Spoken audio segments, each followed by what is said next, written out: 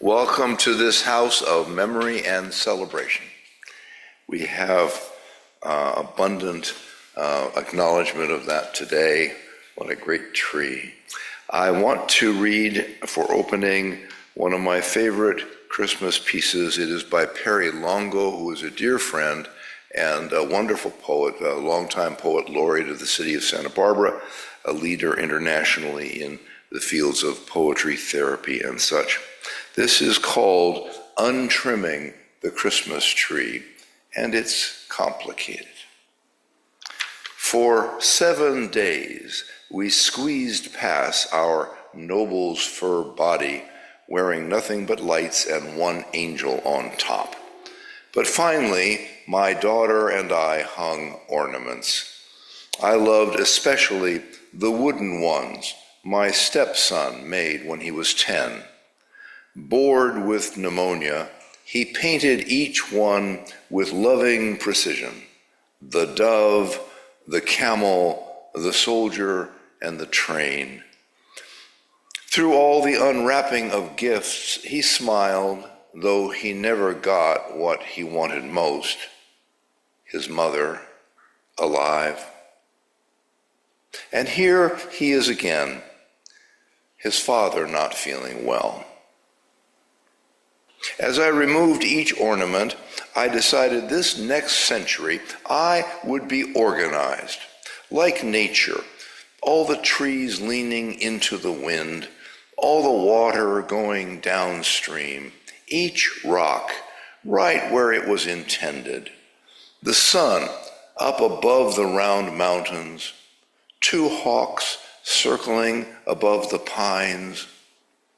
When we put up another tree, I want everything labeled, everything in its place, every memory hanging where we can reach it.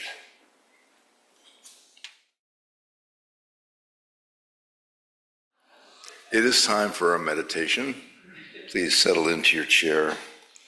Feel the sense of your energy connecting with the earth. Breathe deeply. Let us have a moment of quiet. Imagine the frustrations of this week as stones, small, smooth stones you are holding in your hands. Imagine feeling their weight. Now, gently set them down, one by one. Picture a stream carrying them away. In their place, imagine light, warm, steady, kind, filling your heart. Whisper to yourself, I am more than my irritations. I am a soul on a worthy journey.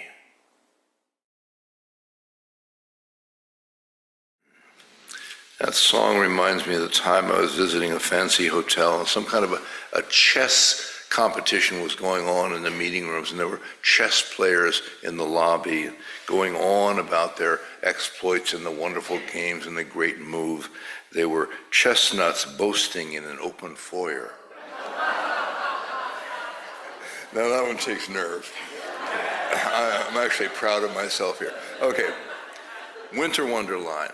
The beauty of the occasion, the symbols that we are familiar with, and of course their origins, the bringing in of evergreens, evergreen, the life conquering death, the eternal life force, a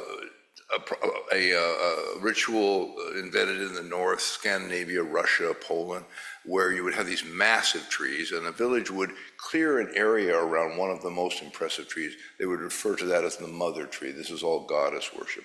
And their ceremonies, which were circular, usually dancing and things, would be around the mother tree, except in the coldest middle of winter, in which you'd pick a small tree and bring it in honor of the larger tree. And perhaps make a wreath, maybe from the mother tree. Our elves of aesthetics, that's Jackie and Kristen, have been doing some things in the cottage to start getting a little prettier. And there's a lovely wreath in there. Eternity, the circle, okay, and the evergreen, life in the time when other plants are dying. And the lights, which is something that comes out in the winter, the star in the heavens in the famous birth story, the menorah and the oil that burned miraculously 8 days, long enough to get more oil so that the flame could continue and the temple could be reconsecrated after a difficult time. That light that can shine through the darkness of winter, the light that persists in the face of death, the light that comes back to us after we have suffered a loss. That symbolism, we do it every Sunday, but in this time of year, it has special meanings. You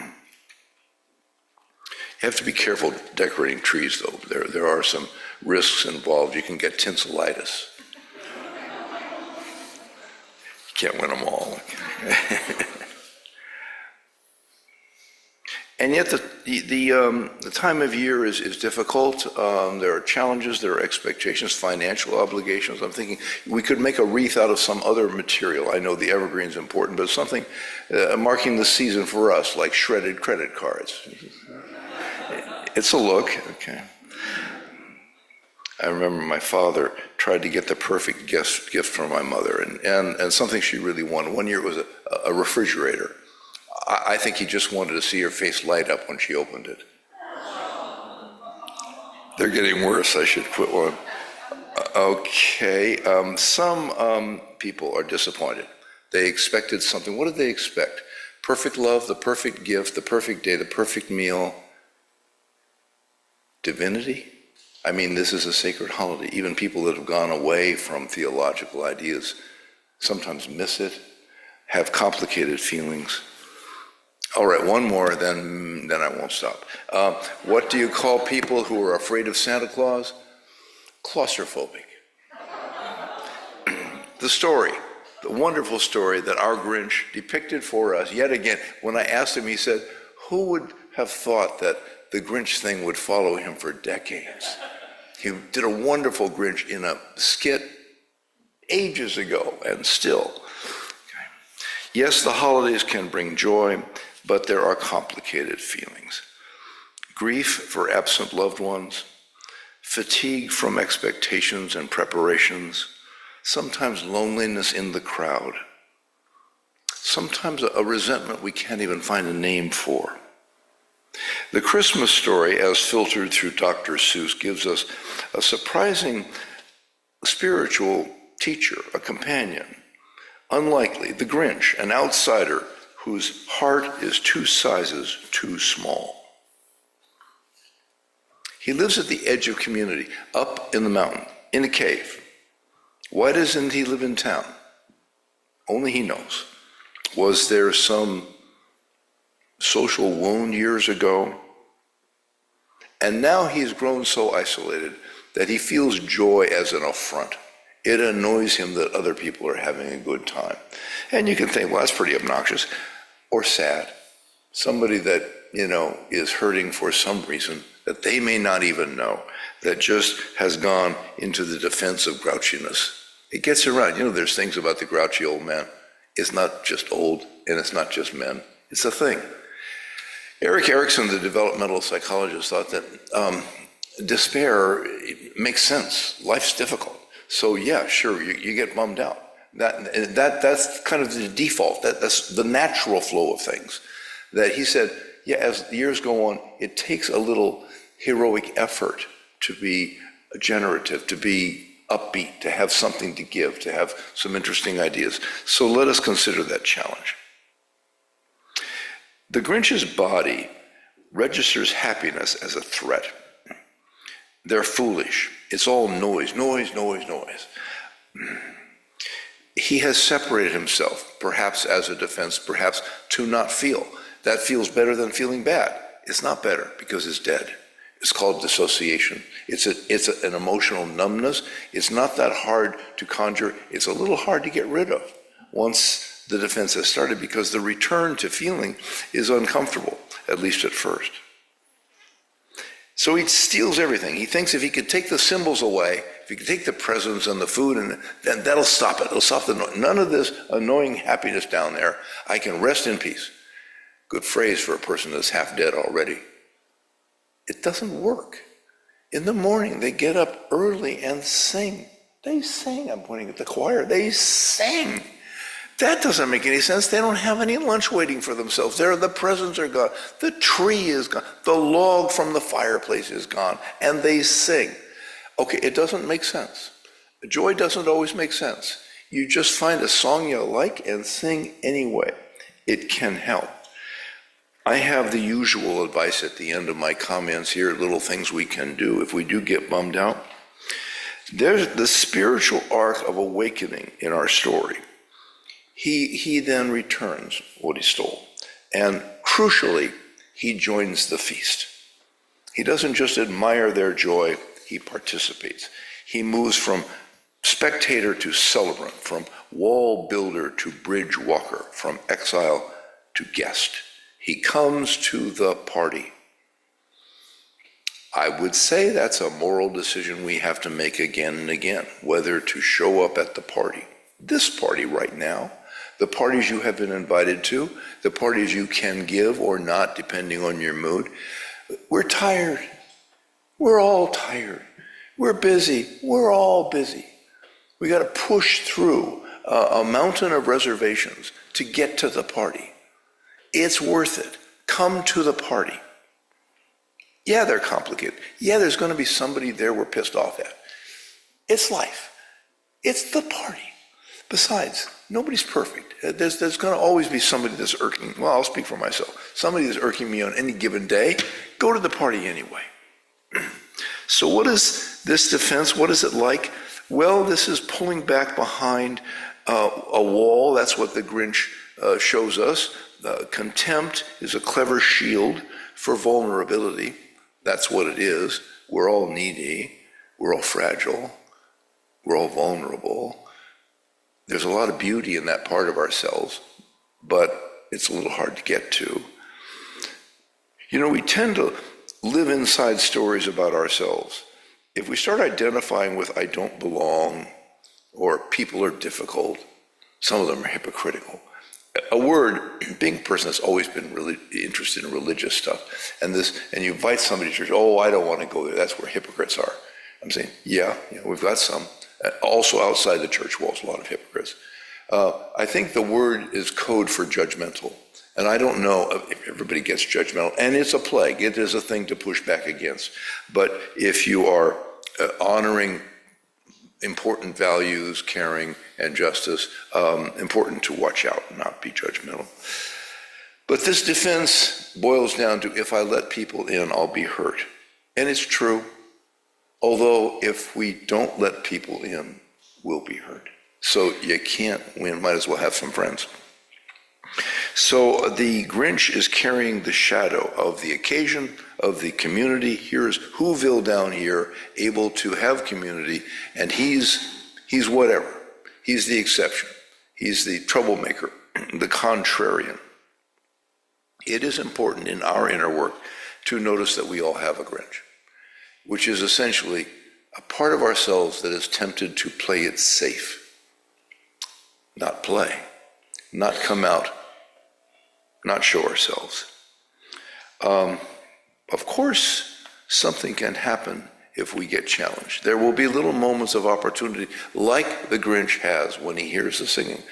He did not have to have a change of heart.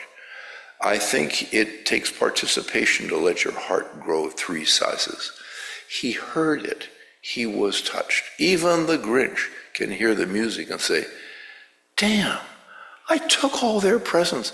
I took their tree. I took the wreath. I took the log. I took the special beast. And they're singing. And then to decide, okay, I'm going to go toward that instead of away. I've tried away. This looks better. The biggest courage in the story is not sneaking in and stealing. That's actually fairly simple. They're asleep. He can get down the chimney. He does it. He's got to cope with one little 2-year-old, but he does it. What a great 2-year-old. It's a look. Anyway, stealing the symbols doesn't work. That's not the courage. The courage is in the change of heart. The courage is in saying, maybe it's worth it to take that social risk and go down there and be part of this. Maybe it's worth it to join in the singing and feel the joy that I've been afraid of for so long. It brings it back. Somebody wrote a variation on the story that I actually just learned about a couple days ago as I was preparing my remarks. How the Grinch Stole Hanukkah. Apparently, the Grinch, there's this kind of a sequel here. He had this whole adventure and the Christmas and the presents and all, and then he heard about Hanukkah. 8 days. Imagine the loot. Imagine how much you could scarf if you could find some Jewish households. And there's something called a latke. He didn't know what that was. He decided it was some kind of fancy hash brown. But anyway, we'll see how this ends, whether there's going to be any light, laughter, or brisket involved. Now, you got to remember, the Grinch is more than just a grouch. He's a symbol. He is the doubting side, the cautious side. He's the part of us that's afraid and then resentful and then isolated and afraid. He's the part of it that resists celebration. And we always have reasons. Well, somebody wasn't nice to us, or we didn't get an invitation, or it's fairly easy to talk yourself into feeling excluded. I don't know if they like me. That's usually in the head of the fearful person, and usually based on somebody being distracted for a reason that has nothing to do with the fragility of the doubter. So the Grinch crashes the Festival of Lights, and in the end of that version ends up having some latke, and anyway, I think some brisket too. Hanukkah is the only holiday where you can eat fried food for 8 days and call it a religious obligation. Even the Grinch would approve, although he'd probably air fry the latkes to keep his cholesterol down. Okay. So, if the Grinch shows up at a Hanukkah party, give him a latke and a hug, remind him and yourself that the light is meant to be shared. In the end, the Grinch doesn't steal Hanukkah. Hanukkah steals the Grinch's heart. Now, Hanukkah is about resilience. The Jews faced overwhelming odds, yet they reclaimed their sacred space. Similarly, when our Grinch tries to snuff out joy, we need to reclaim our inner temple. The candles remind us even a small light can push back great darkness. Growth means embracing the shadow, integrating our fears, not pushing them away. Then they can be transformed. Banishment doesn't work. Inclusion melts the hardest heart. I once knew somebody who dreaded holidays, not because of spiritual issues, but because of family drama. Every menorah lighting felt like a spotlight on old grievances. That reminds me of Festivus, where the ritual was the airing of grievances and the wrestling of the host to the floor. Now there's a holiday for the rest of us. Festivus. This was invented in Seinfeld for one episode, and it's become a thing. There are people around who do that. Ceremony. Apparently we really need ceremony, so you could even have anti-ceremony. You're still in a weird way honoring the occasion or the season. So in this little story I'm telling about the person that just felt the grievances. Oh, that reminds me of another story. What is it? Irish Alzheimer's. You forget everything but the grudges. But I digress. I'm kind of on grievances here. Holidays are a good time for grievances because you're going to be in touch with people that maybe you've avoided all year. Anyway, this person, like the Grinch, wanted to steal the holiday away, in a way, not physically, but emotionally. Steal it by not participating, by withdrawing, by contempt. And contempt and condescending feelings are usually fear. It's like, oh, that's nonsense, I don't want any part of it, which is to say, oh, they didn't invite me. Here's the twist. When this friend of mine finally showed up, even reluctantly, the laughter, the warmth of the occasion melted the icy mood. Sometimes the miracle isn't oil lasting 8 days, it's a heart softening in 8 minutes. There are other variations on this shadow side of the winter holidays. Krampus, you've heard of Krampus. Krampus is Germanic, it's from the Alps, it's in Switzerland, southern Germany, Austria, north of Italy. Anyway, a horned demonic figure comes out just before St. Nicholas. St. Nicholas has got candy and presents and joy, and this it comes out with sticks and hits you. And apparently the ritual is to hit you enough so you feel it. And the old timers said, yeah, when I was a kid, you'd end up with bruises. Well, they've lightened up a little. Nobody gets bruised. And here is this honoring of the grievances, of the hurt feelings, of the resentment, of all these things is sort of acted out. And then that's done, and then St. Nicholas with the presents shows up. So some pastoral comments. For those grieving, the celebration might be quieter this year. That does not mean joy is gone. You may be singing a minor key, but the song is still there. For those resentful, remember that anger often guards hurt. Let's listen to what the anger is protecting. What longing sits beneath the temptation to growl? For those who are lonely among people, consider the courage of small participation. One step toward the circle can be enough for the heart to notice new possibilities of connection. For those exhausted by expectations, let the feast be simpler. Choose essence over excess. Build the ritual that fits your actual energies, not the life you're supposed to be able to perform. Life is full of moments that test our patience. Frustrating delays, disappointments, seasons of sadness. These experiences can make us grouchy, grumpy, short-tempered, especially as the years advance. These moments can teach us something. How we respond to these moments is our test of character. So, why do we get grouchy? It's grief. Time brings losses, relationships, mobility, independence. These stir impatience. This is, as Erik Erikson was saying, the bummer is to be expected. The challenge is to find something else. Can be done, but we could just slide toward it. We might feel powerless, and irritability might seem like a way to regain some control. It doesn't work, but it's tempting. I recall visiting a beloved elder in our congregation. She had always been gracious, but now, in her late 80s, she snapped at the nurses, complained about everything. When I asked gently what was hardest for her, she got misty. I miss being useful. Beneath the grouchiness was the longing for purpose. Actually, then we looked at that together, and she shifted a little. She started writing to the grandchildren a little more often. She's figured out FaceTime, which she had, I can't do that. She said, well, this is the way this is what is possible, because people live away and such. She found little scraps of meaning, and it mattered. And another visit, she said, I'm still grouchy, but now I'm productive about it.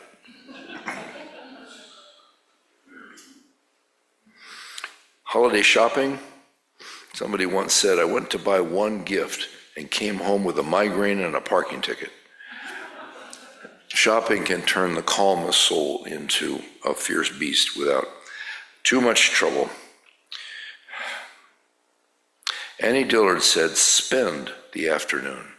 You can't take it with you. Life's irritations can remind us that time is precious. The mystics teach us suffering can deepen compassion and humility. These moments call us to practice radical acceptance of ourselves, of others, of the world. Shadow refers to the parts of ourselves we'd rather not see or feel. Bitterness, envy, fear, whatever doesn't look pretty. When we acknowledge these feelings, they lose some of their punch. Shadow isn't scary. It's just a part of us that didn't get invited to the party. Another friend who had retired early told me, "I'm angry all the time." We explored his anger and found sadness. He missed his wife who had passed. By naming the grief, he softened a little. He started volunteering, sharing stories. It was a library work. It was something that Al would do, telling stories to children. And his grouchiness it didn't entirely disappear, but he found some generosity and it helped him. And he said, turns out kids don't mind a grouchy storyteller. They think it's part of the character. And don't forget holiday dinners. One woman said, "I love my family, but after 3 hours of political debates and fruitcake, I start praying for a heavy rain to get me out of there." So, psychological strategies. Name it if you feel lonely. There's lonely. Remember that poem about the guest house I refer to rather often? Okay, we have some nervousness here. Just acknowledging it reduces the punch a little bit.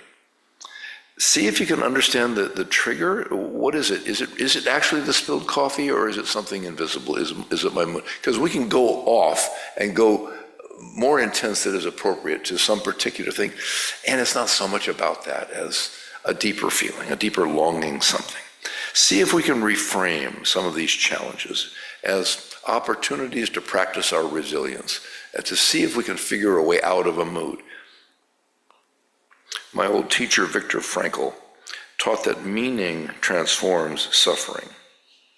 So ask ourselves, what is life asking of us in this sometimes challenging season?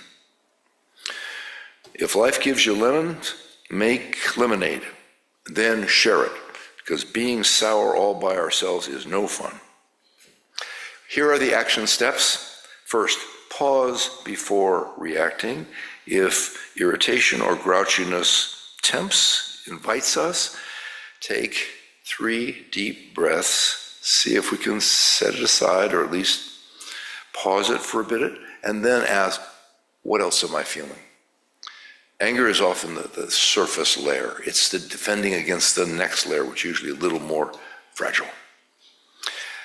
If you can find the time, write a little. I really believe in journaling.